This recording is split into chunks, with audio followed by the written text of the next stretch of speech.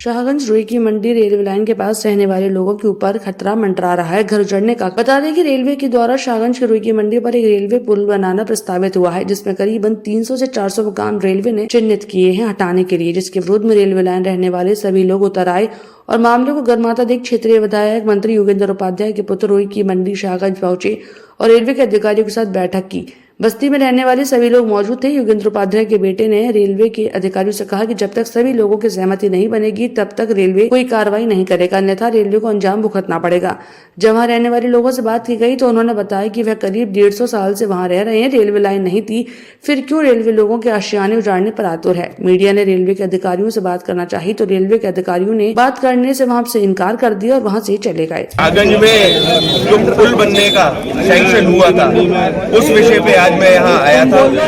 जो पहले सैंक्शन हुआ था वो ये था कि रेलवे लाइन की तरफ एक गोला फील्ड थी, वहां से वो पुल चढ़ता और तहसील पे वो पुल उतरता। उससे किसी भी तरीके की कोई हानि नहीं हो रही थी, किसी का घर बर्बाद नहीं हो रहा था। पर कुछ दिनों पहले माननीय मंत्री जी मेरे पिताजी के संज्ञान में, मेरे संज्ञान में आता है कि इसका रूट नया बदल दिया गया है और अब जहां से इसको लाया जा रहा है उसमें 100 से 200 परिवारों का घर जा रहा है। तो उसी विषय पे मैंने यहाँ पे आज अधिकारियों को बुलाया था और कल माननीय मंत्री जी की चर्चा हुई थी सर्किट हाउस पे डीआरएम के अधिकारियों के साथ कि किसी भी तरीके की तानाशाही नहीं चलेगी, क्योंकि ये जो गड़बड़ी हुई है लोकल लेवल पे हुई है। लोकल लेवल पे इंजीनियरों की गड़बड़ी है कि इसको कैसे दुरुस्तीकरण किया जाए। क्यों? क्योंकि कोई जगह हमारे जो शाहगंज के लोग रहने वाले हैं इनके पास प्राइवेट प्रॉपर्टीज के पेपर्स हैं। अगर किसी प्राइवेट प्रॉपर्टी को किसी को टेक ओवर करना होता है तो एकदम से रातों रात वो टेक ओवर नहीं होती, उसकी एक लंबी प्रक्रिया होती है, उसका एक प्रॉपर मुआवजा दिया जाता है। तो आज इन्हीं सारे विषयों के साथ मैं इनको बैठ के संग बैठा था और इनको मैंने बोला है कि किसी भी तरीके का तानाशाही रवैया यहाँ नहीं अपनाया जाएगा। प्रशासन, माननीय मंत्री जी और यहाँ के मौजूद लोग एक साथ बैठेंगे और एक ऐसा रास्ता निकाला जाएगा जो दोनों के लिए फ्रूटफुल होगा, लोगों के लिए भी और प्रशासन के लिए। कौन कौन से अधिकारी मौजूद हैं? यहाँ डीआरएम ने 3 अधिकारी भेजे थे, एक उमेश जी भेजे थे और उनके संग उनके 2 सबऑर्डिनेट्स भी थे। क्या कुछ कहना है अधिकारियों का? अधिकारियों का कहना उन्होंने माना है इस विषय पे कि ठीक है साहब, कि जब तक बैठ के प्रॉपर चर्चा नहीं हो जाएगी तब तक यहाँ से ईंट नहीं हिलने चाहिए। यहाँ जो चल रहा है, रेलवे यहाँ से रोड निकालना चाहती है, पुल निकालना चाहती है और इसमें करीब 400 घर परिवार प्रभावित होंगे, उनके अपने निजी मकान है। बड़ा दुर्भाग्यपूर्ण स्थिति है। जो अधिकारियों की बात करने का तरीका ठीक नहीं था।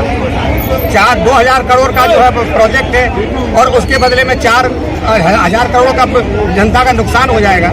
ये कोई तरीका, कोई व्यवहारिक समस्या का हल नहीं है और हम लोग सब इस बात से प्रभावित हैं। माननीय मंत्री जी ने कह दिया है स्पष्ट कि जब तक हमारी जनता के प्रतिनिधियों की जिला प्रशासन की बैठ के वार्ता नहीं हो जाएगी तब तक स्थिति स्पष्ट नहीं हो जाएगी, तो जो है तब तक ये नहीं टूटने देंगे। उनका, हमारे मंत्री जी का ये आश्वासन है, ये संदेश उनके सचिव और उनके पुत्र ने दिया है। और उसके बाद ये है कि अगर नहीं मानेंगे तो हमारे पास तो एक ही रास्ता है, जो हम जो जनता के लोगों के साथ लेके, इस क्षेत्र के लोगों के साथ लेके, पूरे समाज के साथ लेके सड़कों पर उतारेंगे।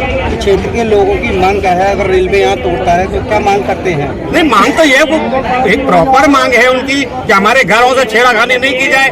हम 150 वर्ष से पहले रहते हैं, यहाँ लाइन बाद में आई है और जो कुछ बाद में हुआ है, इससे ज्यादा और क्या मांग हो सकती है? यही मांग है हमारा, एक घर भी नहीं टूटेगा, यदि टूटेगा तो परिणाम भयंकर निकलेगा।